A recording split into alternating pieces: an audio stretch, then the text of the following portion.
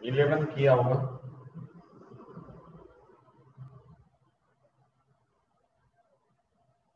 Yes 11 हो गया। Now 12।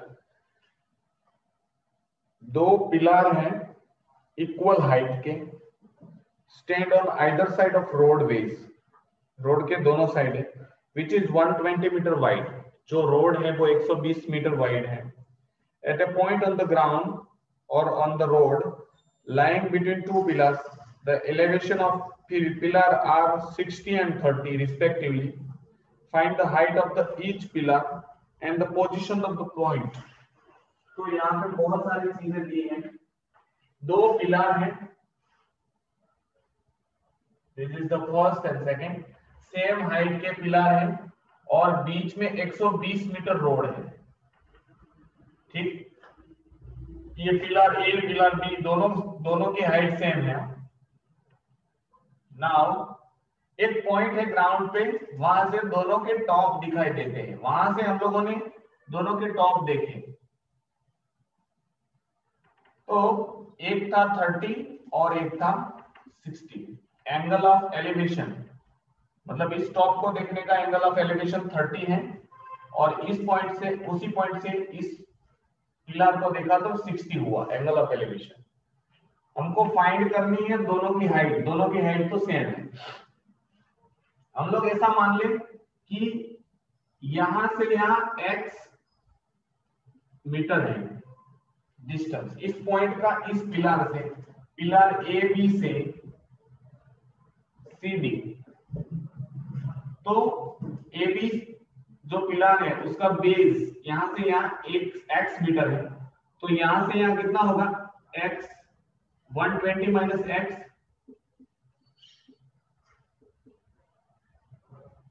क्यों? क्योंकि पूरा डिस्टेंस 120 है, पूरा डिस्टेंस 120 है, उसमें से ये x है तो ये क्या हो जाएगा 120 माइनस x। ठीक,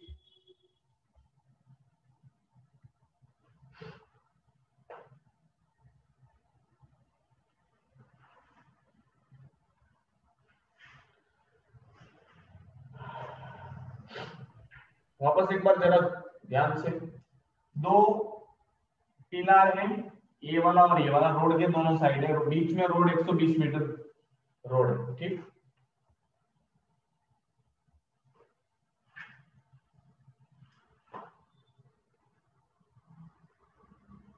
जस्ट अ सेकेंड। ओके, दो पिलर सेम हाइट के, रोड के दोनों साइड है, रोड 120 मीटर दूर है। रोड में बीच में से एक पॉइंट से हम लोगों ने उस दोनों के टॉप को देखा, तो एंगल ऑफ एलिवेशन एक पिलर का है 30 और दूसरे पिलर का है 60। हमको फाइंड करना है हाइट और ये पॉइंट कितना दूर है वो फाइंड करना है। अगर ये पॉइंट x मीटर है तो ये पॉइंट कितना हो जाएगा, यहां से b से ये पॉइंट जो है उसका नाम रखेंगे हम लोग ई पॉइंट। अगर b से x मीटर है तो d से कितना होगा 120 माइनस x, क्योंकि दोनों का डिस्टेंस है 120 मीटर। नाउ पहला ट्रिंगल ये है, दूसरा ये है। हम लोग 10 फाइंड करेंगे। 10 फाइंड करेंगे तो क्या मिलेगा, उसकी हाइट अपॉन उसका बेस कितना है 120 माइनस x। ठीक, अब 10 मतलब होता है 1/√3 is equal to h by 120 minus x। के बाद ये यहाँ पे चला जाएगा, ये उधर चला जाएगा, तो 120 minus x is equal to √3h ऐसा आ जाएगा। ठीक, now x is equal to क्या आ जाएगा, x को मैं उस साइड लेके जाता हूं तो x is equal to 120 minus 3√3h। ठीक, x इज इक्वल टू ये वैल्यू आई। अब इस ट्रायंगल में मैं देखता हूं 1060 इज इक्वल टू 1060 देखेंगे तो ऑपोजिट अपॉन बेस आएगा, तो h बाय x। यहाँ पे मुझे पता है √3 आएगा, √3 is equal to h by x। x is equal to क्या आ जाएगा h बाय √3। यहाँ पे x इज इक्वल टू ये वैल्यू है, यहाँ पे x इज इक्वल टू ये वैल्यू है, मतलब दोनों x तो सेम है, तो ये दोनों वैल्यू सेम हो जाएगी। तो दोनों को कंपेयर करेंगे हम लोग। सर कैमरा थोड़ा नीचे करो, ये नीचे का नहीं दिख रहा है। हाँ सर, नीचे का नहीं दिख रहा है। थोड़ा ऐसा ऐसा, हाँ हाँ, रेडी, परफेक्ट। बस। ठीक, अब यहाँ पे x is equal to 120 minus root three H है, यहाँ पे x is equal to h by root three है, मतलब RHS सेम है तो LHS सेम होगी, इक्वल होगी। RHS इक्वल है तो LHS इक्वल है, तो वो हम लोग करके देखेंगे तो हाइट हमको मिल जाएगी h बाई रूट थ्री। ठीक, अब यहाँ रूट थ्री से इस साइड आएगा तो मल्टीप्लाई होगा 120 root three minus root three into root three, three H is equal to H. इसको उस साइड भेजेंगे तो क्या होगा, एच प्लस थ्री एच, माइनस है तो प्लस हो जाएगा, is equal to 120 root three. अब ये क्या हो जाएगा, 4h is equal to 120 root three, h is equal to 120 root three by four, four से जाएगा तो 30 मिलेगा, तो 30 इंटू 1.732, मतलब रूट थ्री की वैल्यू है। अब वो आप आंसर निकालेंगे तो हमको मिलेगा आंसर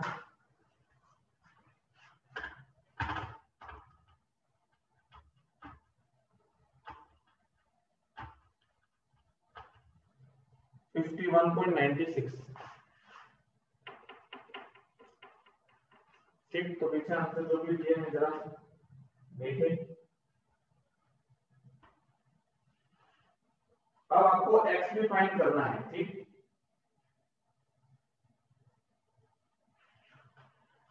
यहां पे x इज इक्वल टू क्या है,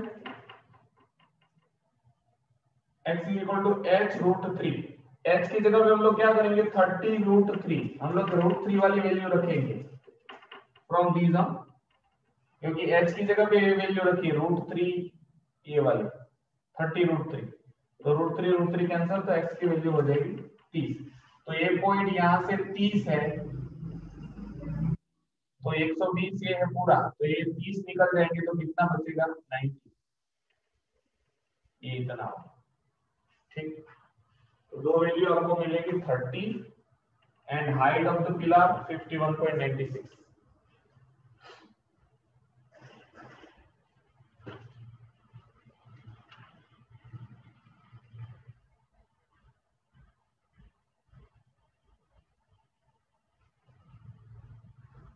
ठीक, ना समझ में आया तो पूछो।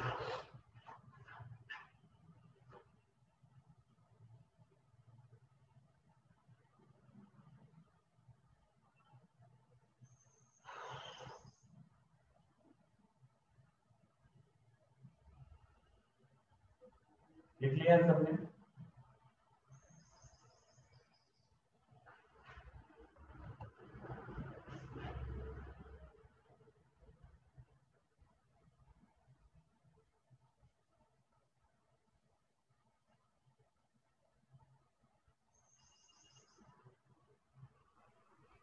सर अभी तो हाइट एंड डिस्टेंस आप करवा रहे हो ना? यस,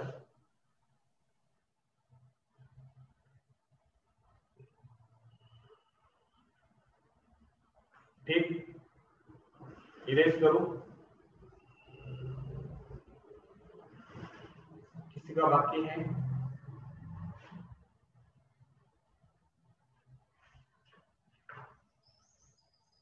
चलो next question number 13। Angle of elevation of top of Q of a vertical tower P and Q from X on the ground is 60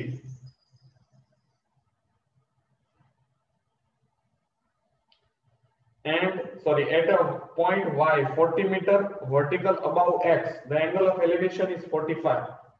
Find the height of the tower.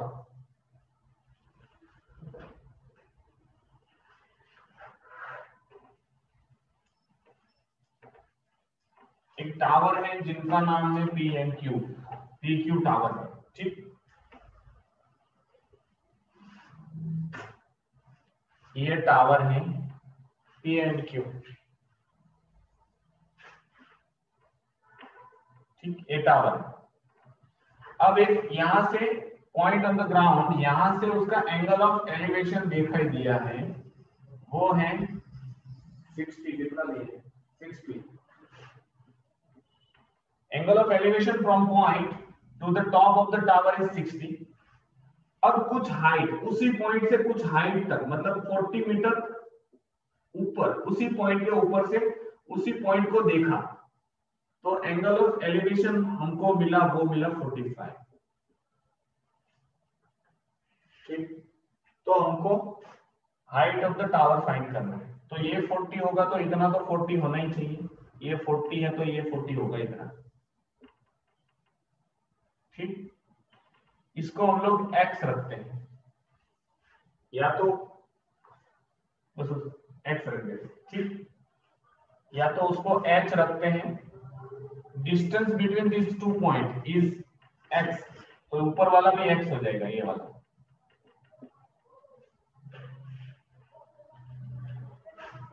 एक tower है, एक point से उसके top को देखा तो angle of elevation 60 मिला।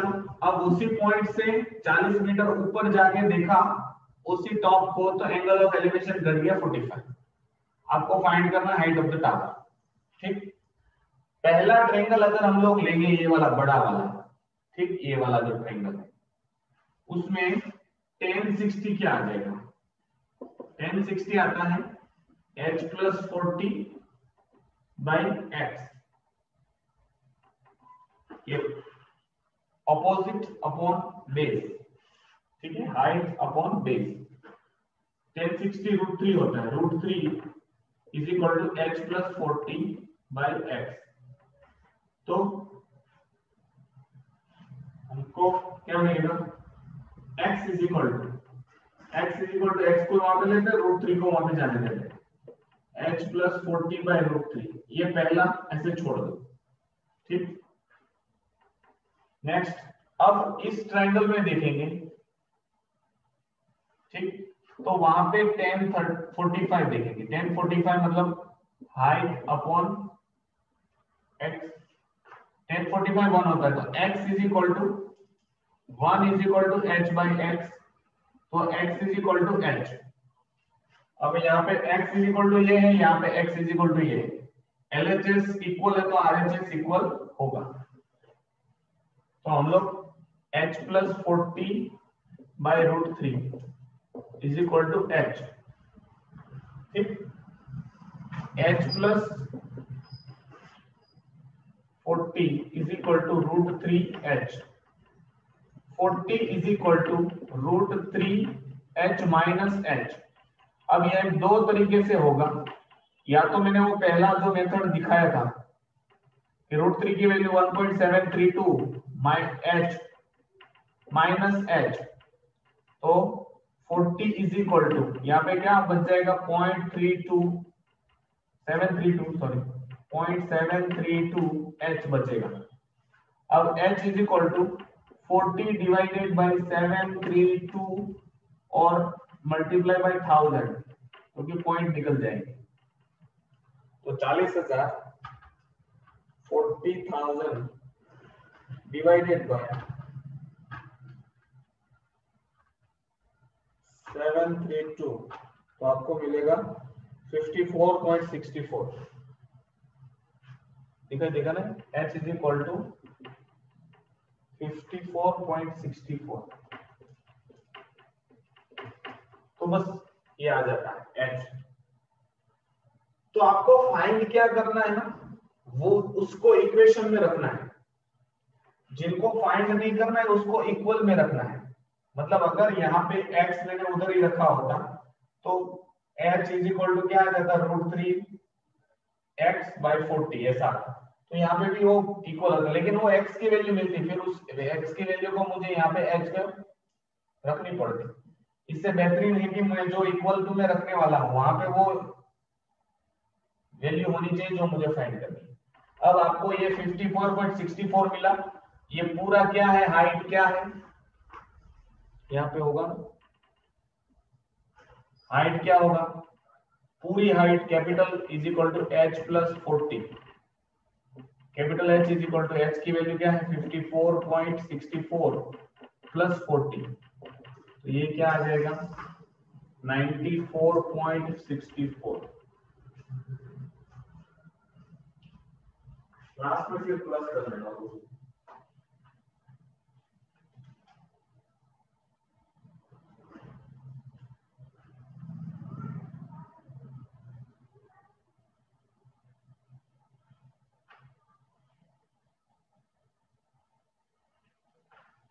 ये कुछ गलत आया है।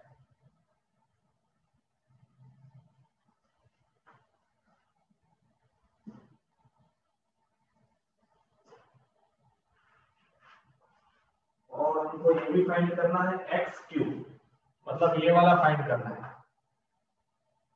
एक्स क्यू फाइंड करना है। तो पाइथागोरस से हो जाएगा। फिर कैसे, एक्स क्यू का स्क्वायर इज इक्वल टू इनका स्क्वायर एक्स, एक्स मतलब क्या होता है एच, 54.64 का स्क्वायर प्लस इनका स्क्वायर, ये कितना है 94.64, दोनों का स्क्वायर करके प्लस कर दो, आंसर आ जाएगा। उसके बाद उसका स्क्वायर रूट निकालना है, तो बहुत कैलकुलेटिव है जरा। 54.64 इंटू 54.64 ये आ जाता है 2985.52.96 है, तो 53 हो जाएगा, प्लस इनका क्या हो जाएगा 94.64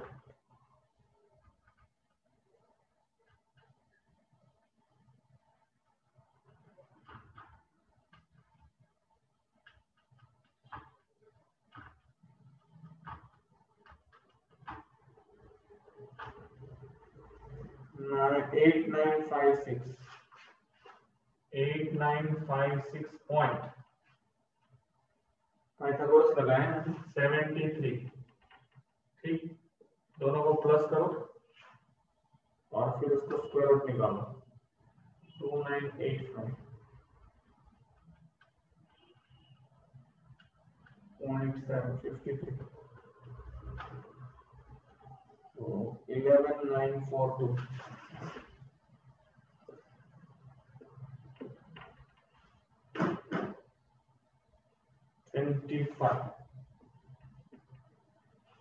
इसका स्क्वायर रूट जो निकालेंगे तो ये होता आता है 109.28, 109.28।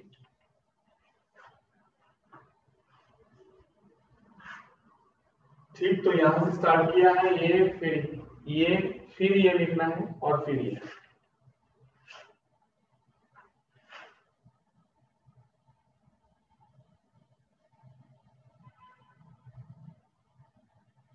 सर ऐसे कॉम्प्लिकेटेड पूछते हैं? पूछेंगे, क्यों नहीं पूछेंगे। या फिर दूसरा एक इनका एक और तरीका है, देखो अगर ये नहीं करना है तो हम लोग, आपको ये फाइंड करना है और आपको मतलब कौन सा दे दिया, ये दे दिया है, तो सीधा आंसर आ जाता है। साइन 60 बेस लेके करोगे तो कॉस ले लो, ऑपोजिट लेके करोगे तो साइन ले लो। ठीक, वो भी एक तरीका है। साइन 60 कर दो तो क्या आएगा, hypotenuse upon opposite upon hypotenuse. ठीक, शायद ये लिख लिया तो ये वाला लिख लिया हो तो मैं इसको इरेज कर दूं। ठीक, दूसरा तरीका, ये वाला अगर करना नहीं है पाइथागोरस से, तो क्या आपको एक ट्रायंगल दिखाई दे रहा है, इसमें ये आपको पता चल गया है पूरा हाइट कितना है 94.64। आपको ये फाइंड करना है एक्स क्यूब, तो साइन 60 इनकी वैल्यू आपको फिर पता होनी चाहिए। साइन 60 मतलब क्या होगा 94.64 डिवाइडेड बाय एक्स क्यूब। ठीक, साइन 60 कितना होता है √3/2, √3/2 is equal to 94.64 by X cube.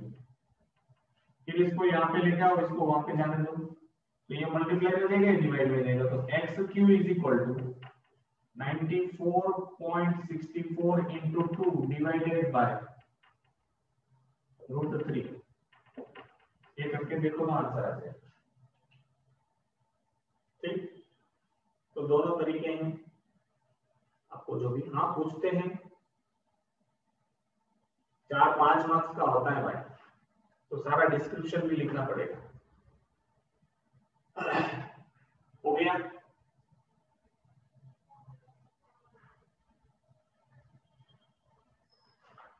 समझ में आया कि नहीं आया? ये सब ऊपर से 6 ऊपर से थोड़ा थोड़ा। ये सिंपल तो फाइंड करना आ जाना चाहिए, ये 2 वाला तो आ जाना चाहिए, फिर तो वो आ गया ये यहाँ तक। ये ऊपर से वाली नहीं, फाइंड ऊपर आपने लिखा है ना, वो नहीं है।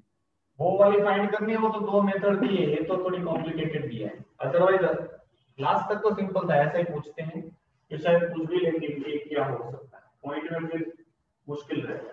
ये इजी आ जाएगा आपके, पर डिवीजन बड़ा हो जाएगा, √3 की 1.732 होगा, तो वो तो रहेगा। फिर 17 से डिवाइड कर देना, 1.7 ले लेना, 732 नहीं लेना, ऐसे भी कर सकते हैं। चलो बेटा था,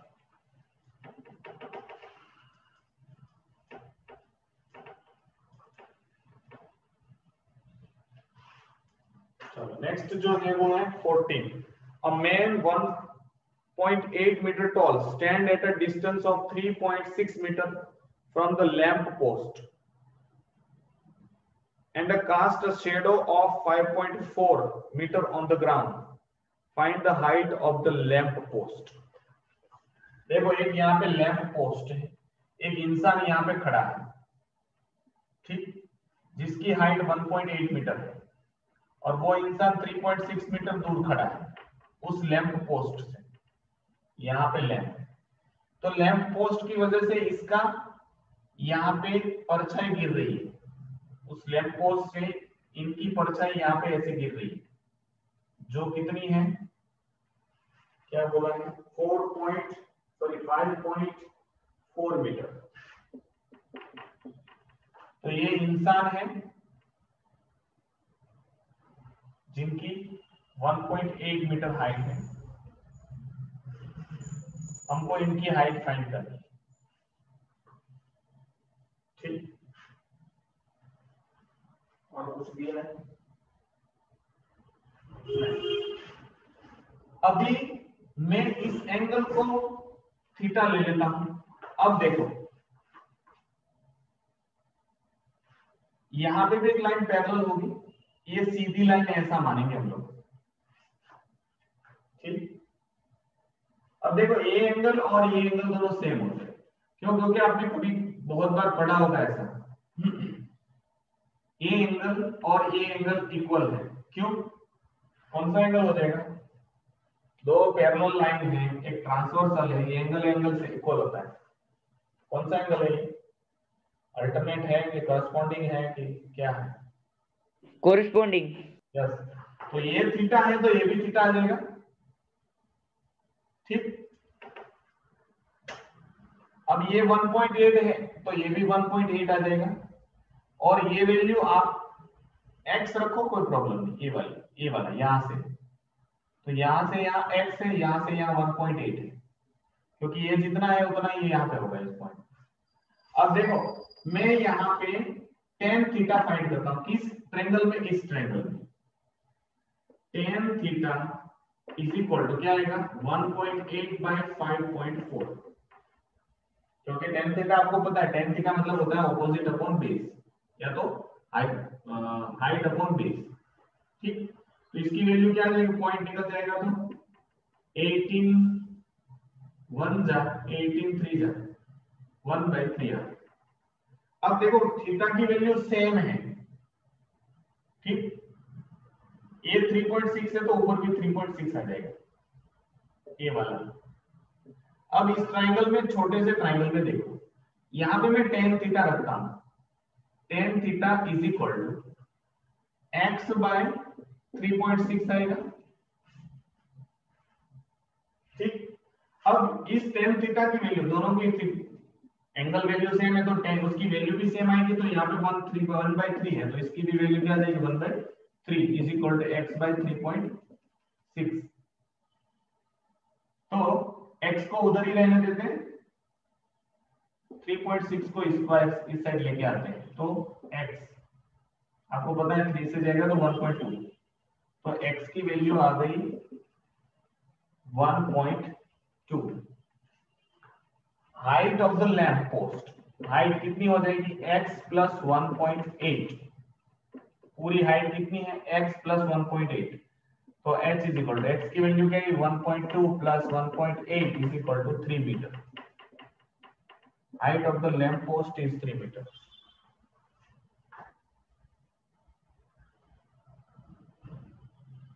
ठीक, ये इजी था। इजी तो कैलकुलेशन में नहीं होगा, बाकी तो इससे आगे वाला भी इजी है।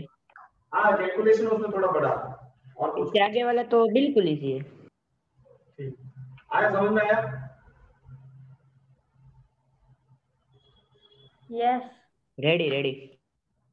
तुमने लिख लिया तो मैं इसको मिटाऊं।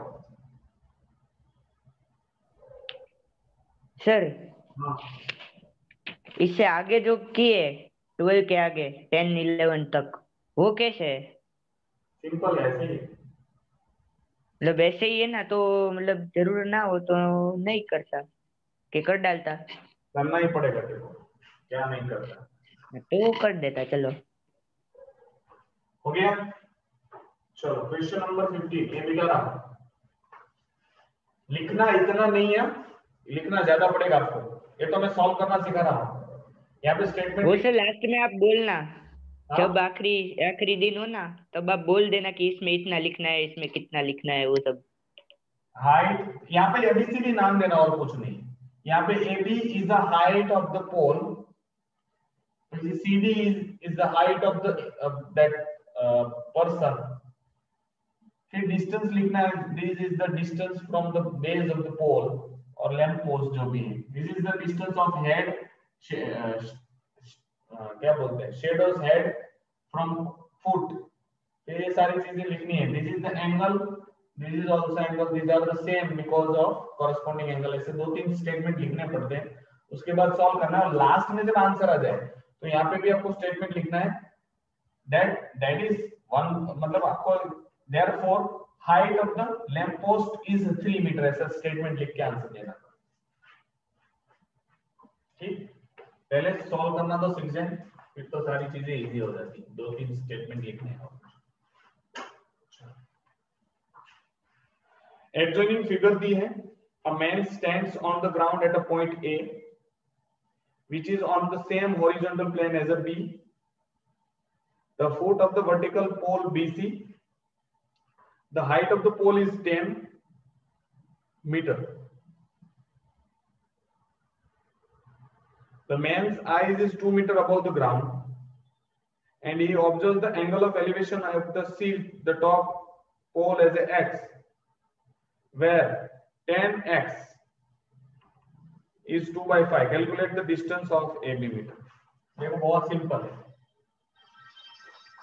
10 सेकंड।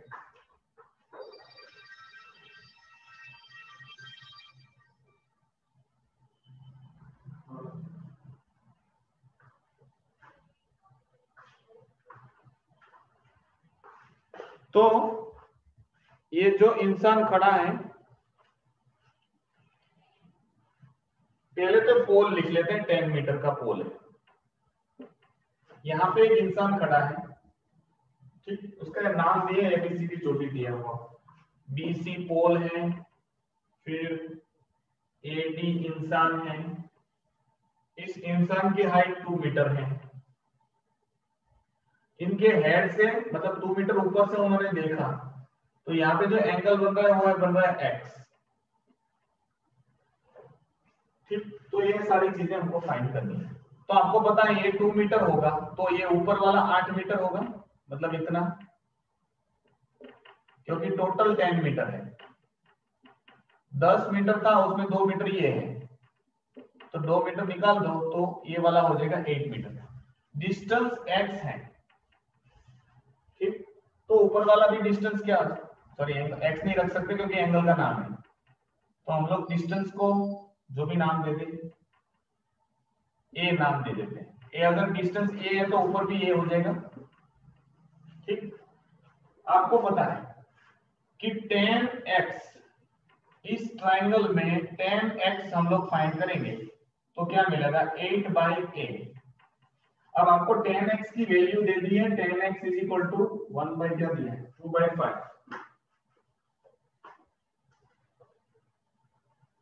2/5 दिया, तो ये वैल्यू यहाँ पे रखेंगे 2/5 is equal to 8/a, cross multiplication होगा तो a is equal to 40/2 is equal to 20, इतना है।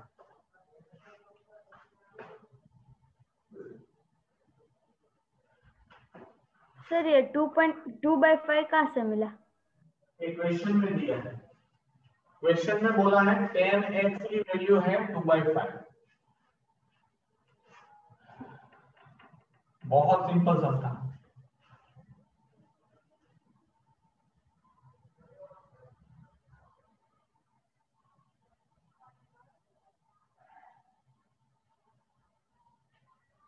जिन्होंने 1 to 11 क्वेश्चन नहीं देखे वो जरा देख लेना, वो बेस है, ठीक, मैंने वो लिंक भेज दी आप लोगों को।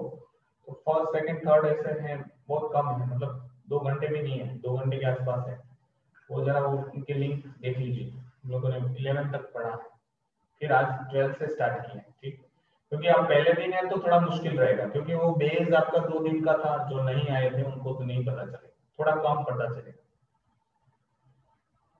ठीक।